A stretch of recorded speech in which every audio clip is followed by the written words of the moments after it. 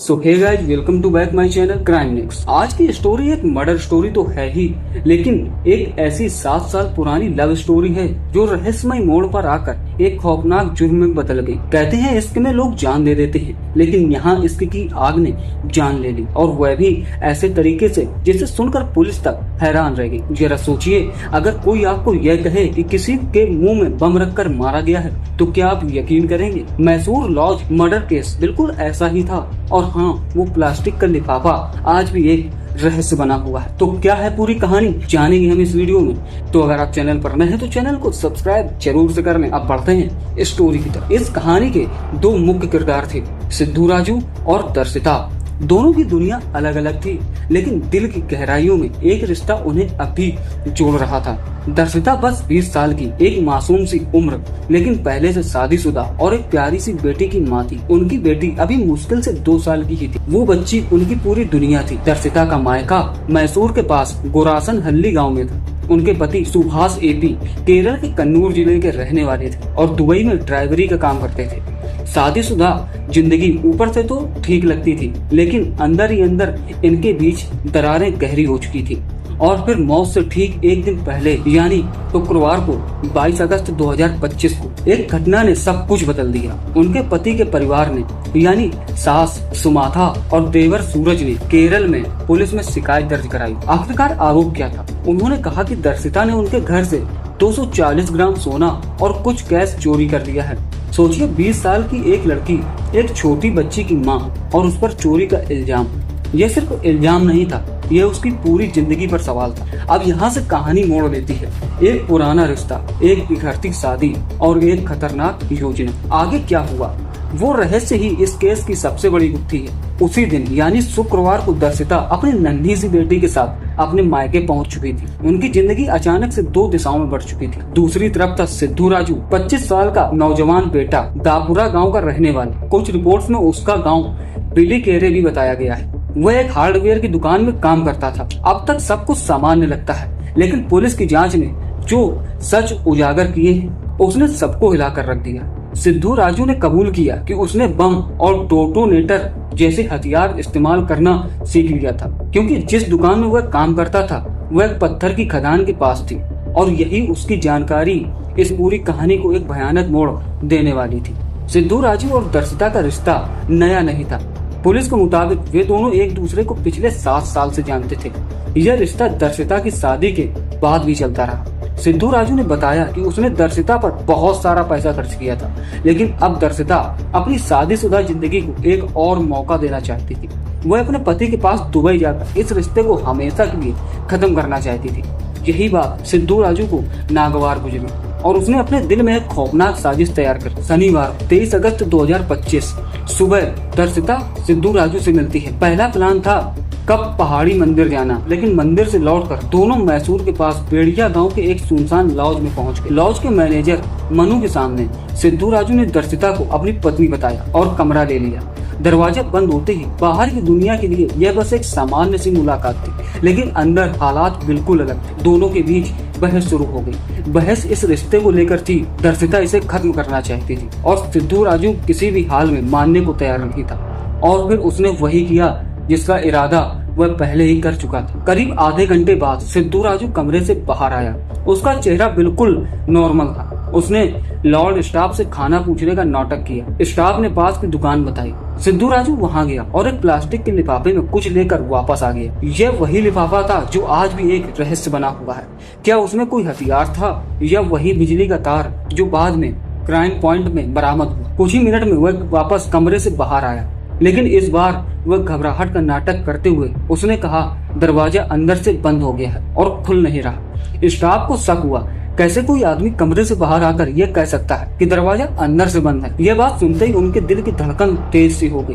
उन्होंने दरवाजा खोलने की कोशिश की, लेकिन हर बार असफल रहे। दरवाजा जैसे किसी जादू से बंद हो गया। उनकी हिम्मत जवाब देने लगी, लेकिन डर और जिज्ञासा ने उन्हें रुकने नहीं दी। आखिरकार उन्होंने मजबूर होकर औजार उठा ही लिए। लकड़ी और लोहे के उपकरणों से दरवाजे पर जोर लगाया गया और फिर दरवाजा खुला और सामने जो नजारा था वह किसी भी इंसान की कल्पना से परे था। दर्शिता की लाश फर्श पर खून से लथपथ पड़ी थी, चेहरा बुरी तरह से फटा हुआ, रहस्यमय तरीके से ऐसा लगता था मानो किसी भीषण विस्फोट ने हमला किया। स्टाफ की चीखें हवा में गूंज उठी, दिल की धड़कनें जैसे थम सी गई हों और हर किसी के हाथ पांव ठहर गए।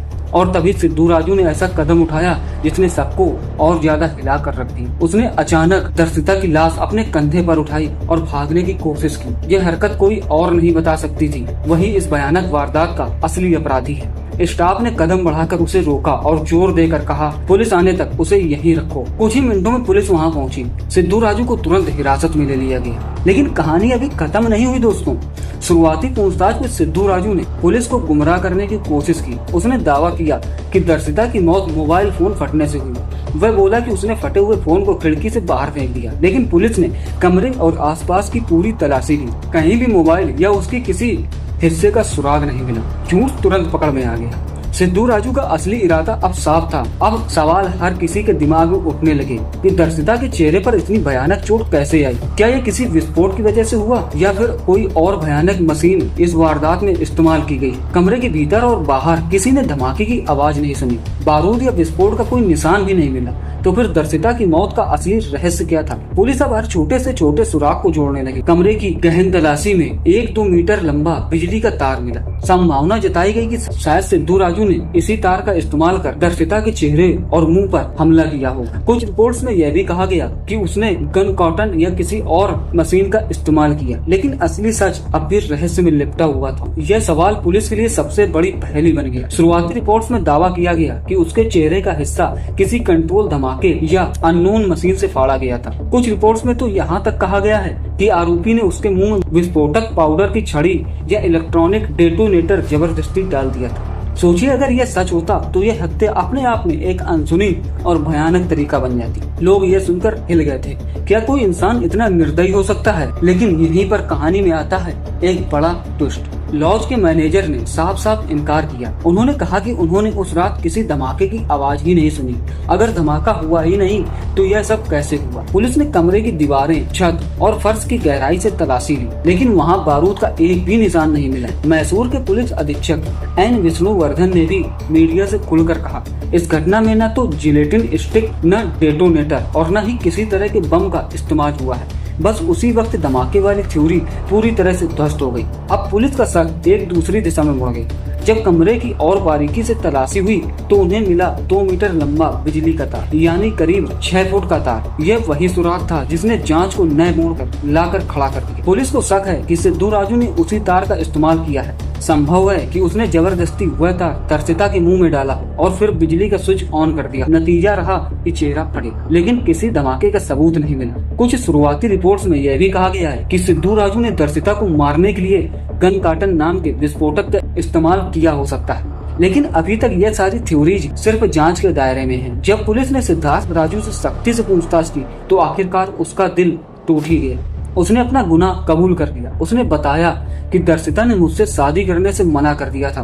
वह अपने पति के साथ दुबई जाना चाहती थी और यही बात मुझे भीतर तक झंझोर गई। सिद्धू राजू ने यह भी माना कि उसने दर्शिता पर बहुत पैसा खर्च किया था और अब जब वह उसे छोड़कर जा रही थी तो उसका गुस्सा जुनून में बदल गया। पुलिस ने तुरंत उसे गिरफ्तार कर लिया। लेकिन कहानी यही खत्म नहीं होती। असली ट्विस्ट तो अभी बाकी है। दर्शिता की मौत से सिर्फ एक दिन पहले यानी शुक्रवार 22 अगस्त 2025 को उसके पति के परिवार ने केरल में एक शिकायत दर्ज कराई थी। उनका आरोप था कि दर्शिता ने उनके घर से 240 ग्राम सोना और करीब 4 लाख नकद चोरी कर लिए थे। यह आरोप सबको हैरान कर देने वाला था। अब सवाल यह था, क्या यह चोरी और यह हत्या आपस में जुड़ी हुई थी? क्या यह रिश्ता सिर्फ प्यार का था या फिर पैसों का भी खेल इसमें छिपा हुआ था? पुलिस ने इस एंगल की भी जांच शुरू की, लेकिन कुछ रिपोर्ट्स में यह भी कहा गया है कि केरल में दर्ज यह केस बाद में पुलिस ने खारिज कर दिया। लेकिन इसने साफ कर दिया कि यह मामला कितना उलझा हुआ और मिस्टीरियस था। सिद्धू राजू अब जेल की सलाखों के पीछे है। अदालत ने उसे पुलिस की हिरासत में भेज दिया है ताकि उससे और पूछताछ हो सके। लेकिन जब तक फॉरेंसिक साइंस लेबोरेटरी रिपोर्ट नहीं आती तब तक पुलिस कोई ठोस नतीजा नहीं निकाल सकती। फॉरेंसिक टीम ने दर्शिता के शरीर से कई अहम नमूने लिए। इनसे यही साफ होगा कि मौत का असली रीजन क्या था और आखिर कौन सा हथियार या तरीका इस्तेमाल किया गया था। फिलहाल यह कहानी अभी अधूरी है। यह सिर्फ एक खून की दास्तान नहीं बल्कि 20 साल की उस औरत की जिंदगी की कहानी है जो प्यार, पैसों और धोखे के जाल में फंस गई थी। यह केस हमें सिखाता है कि कभी कभी सबसे डरावना सच सामने आने में वक्त लगता है। दोस्तों, अगर आपको यह वीडियो पसंद आया हो तो वीडियो को लाइक और चैनल को सब्सक्राइब करके जरूर जाएं। मिलते हैं नेक्स्ट वीडियो में, तब तक के लिए आप सबका धन्यवाद।